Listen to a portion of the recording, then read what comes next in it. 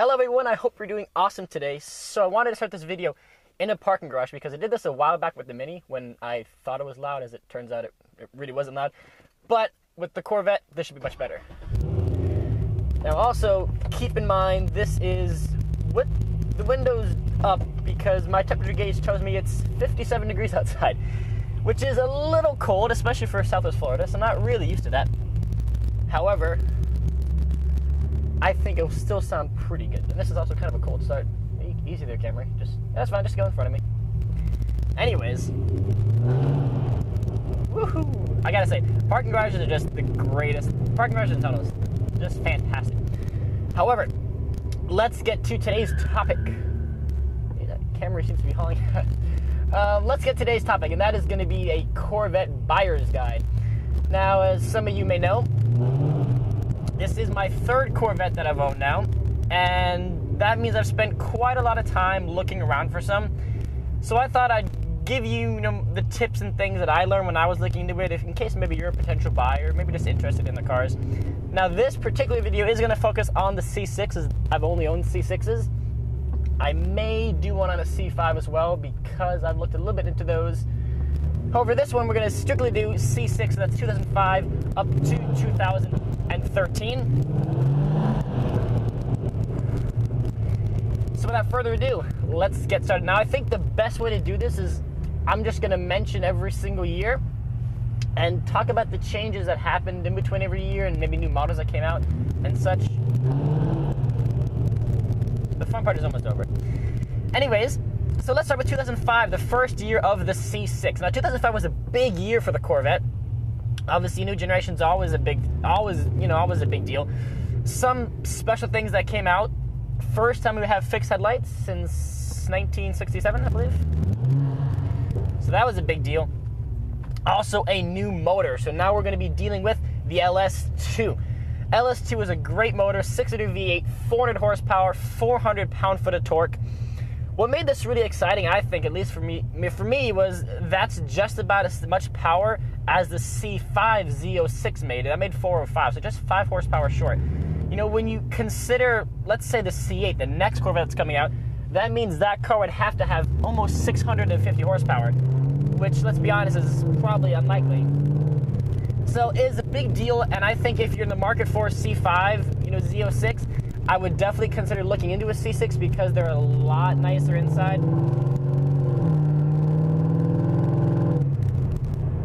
And I think for that, the small increase in price, it's definitely worth it, and they're just about as fast, so that's pretty nice. However, things to look out for. This 05 was the first year now. If you remember the red Corvette I had, that was actually 2005. That was the first year of the C6. That was the first Corvette that I've owned. Now, a couple of things that were about it. First thing is the steering wheel. You had that ugly 4-spoke wheel. Now, I mentioned when I had that car that I kind of liked that wheel was at least unique to the Corvette. When they went to the 3-spoke, there was the same wheel they used in the Cobalt and HHR and every other Chevy out there, which upsets some people that, if you have this expensive sports car, it's used the same generic wheel. That being said, unique doesn't always mean better, and that wheel was pretty ugly. It was too big, it was too skinny, it just didn't feel very sporty in your hand. And because of that, a lot of buyers don't like that. It doesn't look right. It looks almost like a C5 wheel that's been updated a little bit. Almost looks like a facelifted C5 wheel. So that's one thing that's kind of on it. Other thing is if you decide to get an automatic, which I would say normally is a no-no. After having this car, I will say the automatic's not too bad, and I can see why some buyers opt for it. However, with the C6, the 05 is kind of when it comes to automatic because you're stuck with the old 4-speed. They didn't go to the 6-speed until the year after, which is a little upsetting. For me, I think I don't like how they almost punished early adopters. So the first ones who actually bought the C6 and wanted to have an automatic got kind of screwed over with just a small 4-speed. Disadvantages. First was the paddles. You don't have the paddles, which I talk about, I use all the time. And also has the sport mode, which you don't get that if you have the 4-speed.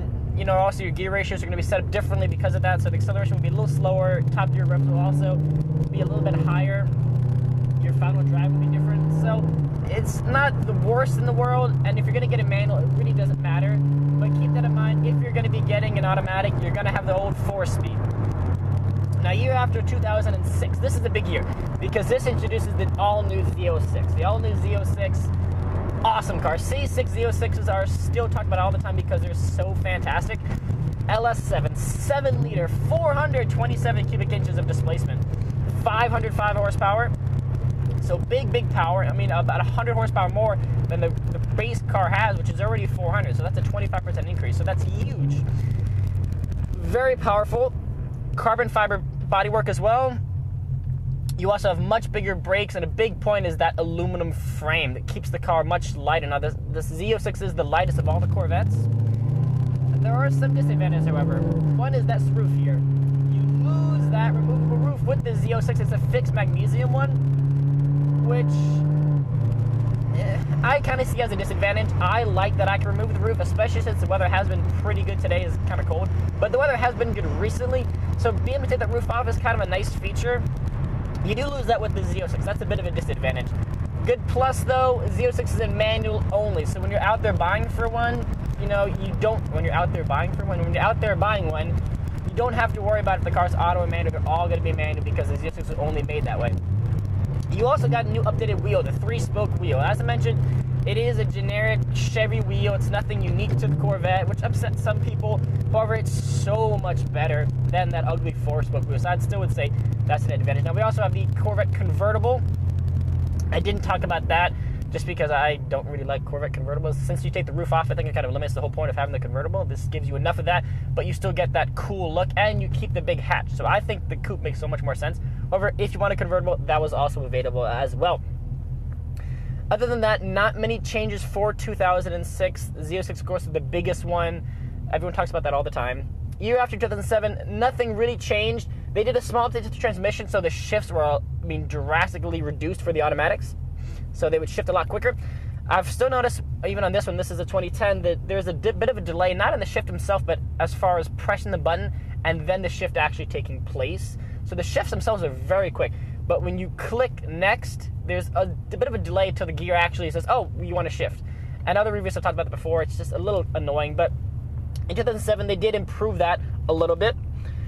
Other than that, nothing really changed. And this was the last year of the LS2, so keep that in mind. The second Corvette that I've owned, my black one, that was in 07. So 2008, this is another big year, and that introduces the LS3. LS3, 6.2-liter V8, 430 horsepower, same pound-foot of torque, so a modest increase. Now, if you got the NPP, the performance exhaust, it went up to 436. This car did have that when I bought it. Of course, now it's been changed to something much better anyways. Woohoo! Anyhow, so 2008, new motor, LS3. A lot of the Corvette guys would tell you that's the one you want to buy. You want to have the LS3. The LS2 I felt was a very good motor. However, as far as dependability, reliability, and when it comes to the aftermarket market, the LS3 is a lot better. And as far as, adding cams, pro chargers, any aftermarket stuff, the LS3 seems to hold up a lot better as well. So keep in mind, if you're someone who wants to be modifying your car, LS3 is probably going to be a slightly safer option. Other than that, not really any big changes. Some interior improvements have been made. I also should mention, within the C6, the entire generation, there was never a facelift once. Many cars, we have little facelifts in between. The C6 never had one. So as far as exterior, it doesn't matter if your car's an 05 or a 2013. There's visually no difference on the outside. So that's one thing to keep in mind. Interior, they did make a few changes, nothing too big. But there are some changes to the interior. 08 was that year. They did a little bit nicer leather here and there, upgraded stitching. There's a small overpass here, not big, but... Woohoo! So 2009, this was a big year, and that, of course, is because the ZR1, Blue Devil, as it was cool. I thought that was the most badass. Hellcat is a cool one too, but the Blue Devil just sounds badass. Now, ZR1, 6.2 liters, so actually a smaller displacement than the Z06. However, it is supercharged in the form of the LS9, 638 power from a stock Corvette. Most powerful motor ever made by GM up until that point. Now, of course, the new Z06 is taken over, but at that point, it was the most powerful. And this thing is a beast. More carbon fiber bodywork, carbon fiber roof.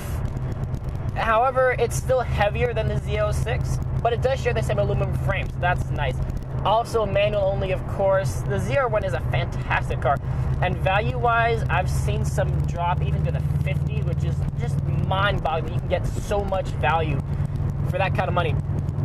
Fantastic, fantastic car. Now, when they came out, they were quite pricey. They were six-figure cars, so make no mistake, these were expensive when they came out. However, just incredible amounts of power. I mean, a 640 horsepower, as much as a Ferrari Enzo was making. And this is, in a pushrod Chevy V8. That's pretty cool. And I think a huge statement to, the engineering and the performance of these cars. However, other than the ZR1 coming out, nothing real changed. There's no big changes here. We still have the LS3. If you got, the base Corvette, you still had it. There's another C5. I should say another C5. I should say there is a C5. That's stripes. That's kind of cool. And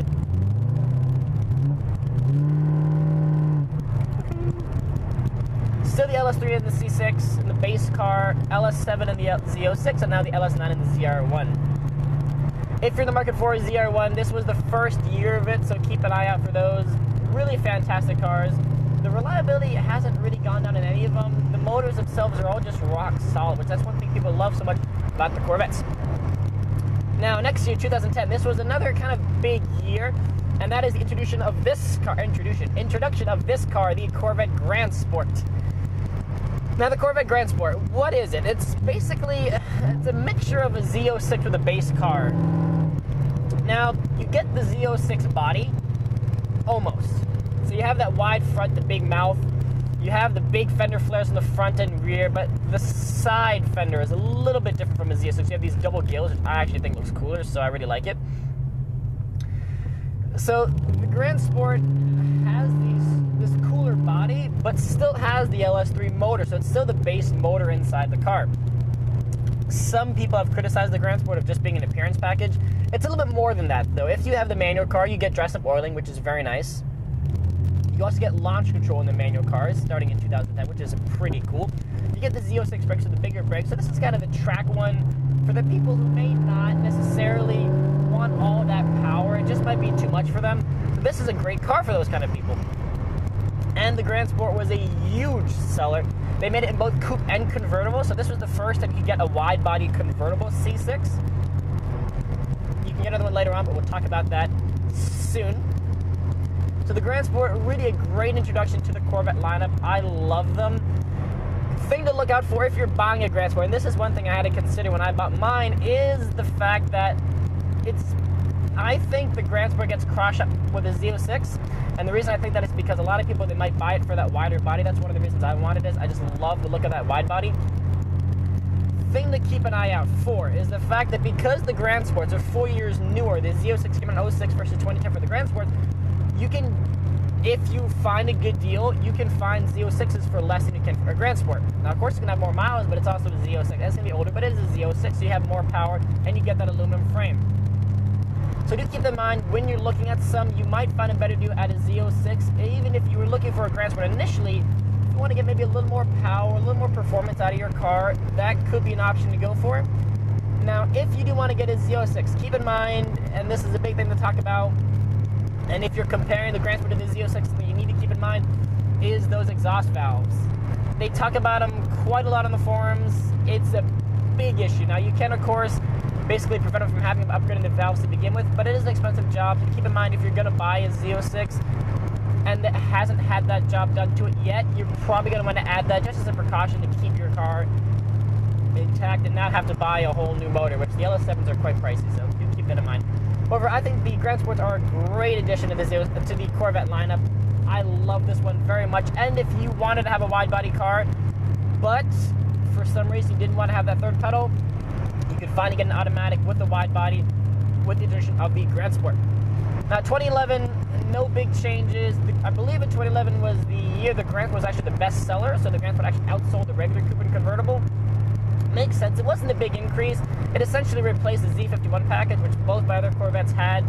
So you get those performance increases as well, and you get a wider, the better appearance with the wider bodies. So it was kind of a win-win for most buyers, and a lot of them opted in to get the Grand Sport package. So what else do we have? 2012, the second to last year of the C6 generation. No real big changes. Nothing really happened in this year. Now 2012 was kind of just another year. Nothing really to change. Nothing really upgraded. Same great cars as before. However, the next year we have some big changes because the next year was the 60th anniversary. 2013 was the 60th anniversary of the C6. It originally came out in 53, so now we have 2013. And this introduced the last and final model of the Corvette. And I believe we have, we have a regular coupe, regular convertible, Grand Sport coupe, Grand Sport convertible, Z06, ZR1, and now 427. So 7 models in 2013, which is the most the Corvette has ever had. Now the 427, what is it? Well, the 427 is almost a Z06 convertible. And I say almost for one big reason. So you get the wider body, you get the carbon fiber fenders, you get the 427 7-liter LS7. Fantastic. What is it missing? Why is it not a Z06 and only considered a 427? That is the frame. It still has the same steel frame that all the other Corvettes have. The 427 does not have that aluminum frame that the Z06 and the ZR1 have. So that is a bit of a downfall to some people who want to have the aluminum frame. It may mean something to you. However, you know, if it's something that you don't really care about, and you're someone who doesn't maybe track a car, doesn't want every last, you know, tiny little bit of performance extraction from a vehicle, then it's not really necessary. What are you doing? Toyota RAV4, come on. Come on. I actually should mention, I completely forgot this. 2012 was a significant year, not for the Corvette, but for Chevrolet. That is Chevrolet's 100th year anniversary, so they did have the Centennial Edition. I completely forgot that. If you bought a 2012 Corvette, you could get the Centennial Edition package, which is an all blacked out package. It looks really cool. And the Centennial Edition cars look very nice. I actually completely forgot about the Centennial Edition. That's interesting. I don't know why it just thought in my mind, but it did. Centennial Edition, very cool. So if you're getting a 2012 car, and it is a Centennial Edition package, it looks just really badass. I love the look of them. It is a special metallic black and has matte black stripes on it. And the wheels have little red stripe. But they look very cool. The Centennial Edition cars are very cool looking. However, back to 2013, 427, 7 different models of Corvette to choose from. So this is the most amount of variety that you'll ever get, which is pretty interesting, I think.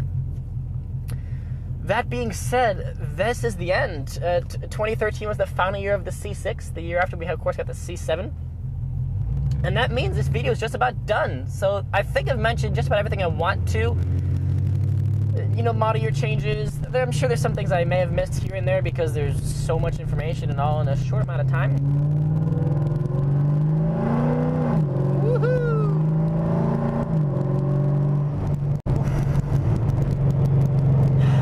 I love this car. This car is just fantastic. That being said, I hope you guys enjoyed this video. It helped you maybe if you're in the market for a C6. So like I said, if you want to maybe find more information about it, I'm kind of hoping this video gave you some of that and you did enjoy it. If you did like it, please hit that like and our favorite button. I very much appreciate it. And for more videos of me, you can please push subscribe. As always, I thank you so much for all your support. I did want to mention real quick, I said I'd mention this in my last video, new tires, Michelin Pilot Super Sports. They feel fantastic as we go through this 0.7G corner. I love them. The Pilot Super Sports feel fantastic. Huge upgrade. Initially, the stock tires, which are the Goodyear Eagle F1s, or run flat tires, they're kind of crap. I really am not a fan of them. These, however, feel great. I love them. I highly recommend them. Mostly every review that talks about them says how great they are. I mentioned in my previous video when I talked about my Scoot, I think it's one of the best road tires that you can buy, you know, not counting any race tires or drag tires. As far as road tires, these feel fantastic. I'm very, very happy with them. They are expensive, of course. However, I think the expense is definitely worth it if you're serious about, you know, the performance in your car. And the tire is, you know, look at all these components in the car. There's thousands of components. There's only just one thing, and it's 4 tire contact patches actually connect all those parts with the road. So I definitely think it's worth to invest in a good set of tires. These tires feel fantastic. That being said, this video is now over. Thank you so much for watching. I'll see you all very soon.